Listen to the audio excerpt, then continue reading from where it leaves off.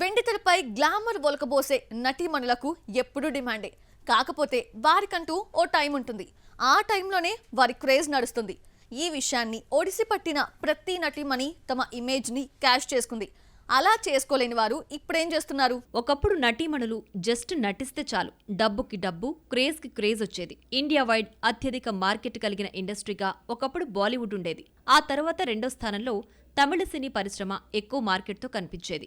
బాలీవుడ్లో కాకపోతే కాలీవుడ్ అన్నట్లు నటీమణులంతా అవకాశాల కోసం పరితపించేవాళ్లు. కానీ ఇప్పుడు టాలీవుడ్ మార్కెట్ ఎవ్వరూ ఊహించని విధంగా పెరిగింది. దీంతో మాజీ నటీమణులంతా టాలీవుడ్ ను టార్గెట్ చేశారు. టాలీవుడ్లో వరుసగా పాన్ ఇండియా సినిమాలు రూపొందుతున్నాయి. తెలుగు సినిమాల్లో నటిస్తే చాలు దేశమంతా పాపులర్ అయిపోవచ్చు అనే నమ్మకం ఆయా నటీనటులకు కలుగుతోంది. ఇక్కడి నిర్మాతలు కూడా డేర్గా పాన్ ఇండియా సినిమాలు చేయడానికి ముందుకొస్తున్నారు. ఓ రకంగా తెలుగు, హిందీ సినిమాలను కూడా మార్కెట్ను డామినేట్ చేస్తున్నాయి అని చెప్పడంలో అతిశయోక్తి లేదు. దీంతో బాలీవుడ్ తారలు కూడా మన సినిమాల్లో కనిపించడానికి తెగ ఉత్సాహం చూపిస్తున్నారు. ఇంకొందరు నటీమణులు తమ ఇమేజ్ ను ఎలా క్యాష్ చేసుకోవాలో తెలియక ఇబ్బంది పడుతూ ఉంటారు. అయితే ఈ విషయంలో కొందరు మాజీ నటీమణులు మరోసారి తమ లక్ టెస్ట్ చేసుకోవాలని చూస్తున్నారు. అందుకోసమని ముంబై నుంచి అటు కర్ణాటకకు వెళుతున్నారు. లేదంటే చెన్నై, అదీ కుదరదంటే హైదరాబాద్ వచ్చి ఆర్ఎఫ్సీలో వాళ్తున్నారు. హీరోయిన్లుగా మంచి హవా కొనసాగించిన వారు తమ కెరియర్ అయిపోయాక ఫ్యామిలీ లైఫ్కి ఫుల్ టైం స్పెండ్ చేస్తూ ఉంటారు. కానీ అదేంటో కొందరు సెకండ్ ట్రయల్లోనూ అవకాశాలను వెతుక్కుంటూ బిజీ అయిపోతున్నారు. కాకపోతే వారు చేసే రోల్స్ అన్ని క్యారెక్టర్ ఆర్టిస్ట్లే అనే విషయం మనం మర్చిపోకూడదేమో. హీరోయిన్లుగా ఆ రోజుల్లో మంచి హవా చూపించిన నటీమణులంతా రీసెంట్ గా మళ్లీ స్క్రీన్ మీద కనిపించడం చూస్తున్నాం. బాలీవుడ్ నుంచి టాలీవుడ్ వరకు ఈ దూకుడు కొనసాగుతోంది. కాకపోతే అలా వచ్చే వారందరూ ఎంతవరకు నటీమణులుగా బిజీ అవుతున్నారు? చేసేవి క్యారెక్టర్ ఆర్టిస్ట్ రోల్సే అయినా అప్పటి క్రేజ్ ఇప్పుడుంటుందా? ఉండదని తెలిసి కూడా ఎందుకు మేకప్లు పూసుకుంటున్నారు అంటే పారితోషికం మునుపటితో పోల్చుకుంటే 10 రెట్లు ఎక్కువ అనే విషయం వినిపిస్తోంది. అయితే ఇక్కడ సినిమా హిట్ అయినా ఆయా మాజీ హీరోయిన్లకు అవకాశాలైతే రావడం లేదు. సరిలేరు నీకెవ్వరు చిత్రంతో విజయశాంతి విషయంలో జరిగింది ఇదే. ఆ తర్వాత తాజాగా అర్జున్ సన్ ఆఫ్ వైజయంతితో మరో ట్రయల్ వేస్తే అది కాస్త మిస్ ఫైర్ అయ్యింది. ఇక నదియా సైతం సెకండ్ ఇన్నింగ్స్ లో మంచి హుందా కలిగిన పాత్రలనే పోషిస్తోంది. హీరోయిన్ గా అప్పట్లో వచ్చిన క్రేజ్ ఇప్పుడు లేకపోయినా దర్శకులు డిగ్నిటీ రోల్స్ ఆఫర్ చేస్తూ పారితోషికం కూడా బాగానే ముడుతోంది. ఈ తరహా రోల్స్ ను నడిపించినంత కాలం నడిపించాలని చూస్తోంది. మిర్చి తర్వాత మేడం మంచి పసందైన పాత్రలే చేసినప్పటికీ అవేవీ ఈవిడ గారిని బిజీ చేయలేకపోయాయి. ఇక కేజీఎఫ్ సిరీస్ తో prime minister role second half మొత్తం సాలిడ్ గా నడిపించిన రవీనా టాండన్ తన సెకండ్ ఇన్నింగ్స్ ను సూపర్ గా లాంచ్ చేసిందనే విషయం అందరికీ తెలుసు. అయితే అప్పటి క్రేజ్ ఫాలోయింగ్ ఈ తరహా రోల్స్ చేస్తే కనిపిస్తుందా అనేది సందేహమే. ఏది ఏమైనా సెకండ్ ట్రయల్ తనకు మిగతా వారికంటే బాగా వర్కౌట్ అయిందనే ధీమాతోనే ప్రస్తుతానికి రవీనా కనిపిస్తోంది. హీరోయిన్లుగా బిజీ కావాల్సిన వారు హిట్లు కొట్టి కూడా కాలేకపోయారు. అలాంటి వారంతా ఇప్పుడు సెకండ్ ఇన్నింగ్స్లో తమ లక్ని పరీక్షించుకుంటున్నారు. మరి వీరిలో ఒడ్డున పడేవారెంతమంది? మీరా జాస్మిన్ అమ్మాయి బాగుంది, భద్ర, యమగోళ మళ్లీ మొదలైంది వంటి హిట్ చిత్రాల్లో నటించింది. పందెంకోడి సినిమాతో ఓ రేంజ్ కు వెళుతుందని అంతా అనుకున్నారు. కానీ వెళ్లలేకపోయింది. గత కొంతకాలంగా అవుట్ ఫోకస్ లో ఉన్న ఈ భామ ఖచ్చితంగా ఈసారి టాలీవుడ్ లో రీ ఎంట్రీ ఇవ్వాలని చూస్తోంది.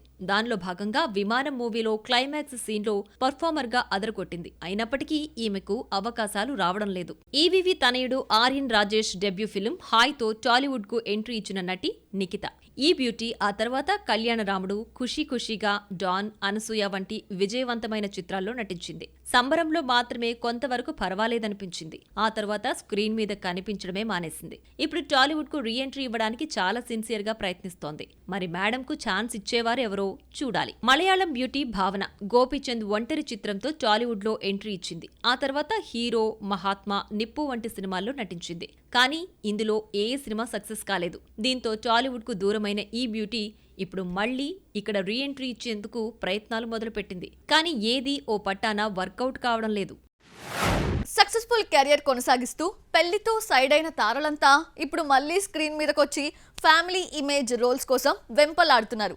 మరి ఈ ప్రాసెస్ లో సినిమా బండి నడిపించాలి అనుకుంటున్న ఆ తారలెవరు? హీరోయిన్లుగా మంచి ఫామ్ లో ఉన్నవారు ఒక్కసారిగా మ్యారేజ్ పేరుతో పరిశ్రమకు దూరం అవుతున్నారు. ఆ తర్వాత మళ్లీ నటన మీద ఆశ పుట్టి అవకాశాల కోసం అర్రులు చాచుతున్నారు. కొందరేమో తమకున్న బ్యాక్గ్రౌండ్ తో ఓన్ ప్రొడక్షన్ లో లేడీ ఓరియంటెడ్ సినిమాలు చేసి శభాష్ అనిపించుకుంటున్నారు. ప్రస్తుతం జ్యోతిక చేస్తున్న పని అదే. కాకపోతే ఈ మధ్య తన భర్త సూర్యతో కలిసి సొంత ప్రొడక్షన్ లో సినిమాలు నిర్మిస్తోంది. ఇక నజ్రియా ఆఫ్టర్ మ్యారేజ్ సినిమాలను ఆల్మోస్ట్ దూరం అయిపోయిందనే అంతా అనుకున్నారు. కానీ ఉన్నట్టుండి మళ్లీ నటించడం షురూ చేసింది. అంటే సుందరానికి సినిమాలో నానితో ఆన్ స్క్రీన్ కెమిస్ట్రీ పంచుకుని తన జోరు చూపించింది. ఆ తర్వాత కూడా బిజీ అవుతుందని అంతా అనుకున్నారు. కానీ అలాంటిదేం జరగడం లేదు. నజ్రియాకు ఈ సినిమా హిట్ అయితే మరో 2-3 తెలుగు సినిమాలు వచ్చేవి. ఆశించిన విజయాన్ని అందుకోలేకపోవడంతో సెకండ్ ఇన్నింగ్స్ అమ్మడిని ఫుల్ డిసప్పాయింట్ చేసింది. కొందరు పెర్ఫార్మెన్స్ బ్యూటీస్ ని రీసెంట్ గా సెకండ్ ఇన్నింగ్స్ కి ఛాన్స్ ఇచ్చి మరీ వాడుకుంటున్నారు. అందులో నటించే వారంతా మునుపటిలా తమ గ్లామర్ ని పండిస్తారా? కలర్స్ స్వాతిగా పాపులర్ అయిన స్వాతి అష్టాచమ్మ, స్వామిరారా, కార్తికేయ వంటి హిట్ సినిమాల్లో హీరోయిన్ గా నటించింది. కానీ పెళ్లైన తర్వాత ఈమె సినిమాలకు దూరంగా ఉంటూ వస్తోంది. త్వరలోనే ఈమె మళ్లీ టాలీవుడ్ కు రీ ఎంట్రీ ఇవ్వబోతోందని తెలుస్తోంది. ఇందుకోసమని ఇప్పటికే 1-2 ప్రాజెక్టులను ఎంచుకుంది. అయితే అవేంటి, ఎప్పుడుంటాయనేది మాత్రం సస్పెన్స్ గానే ఉంది.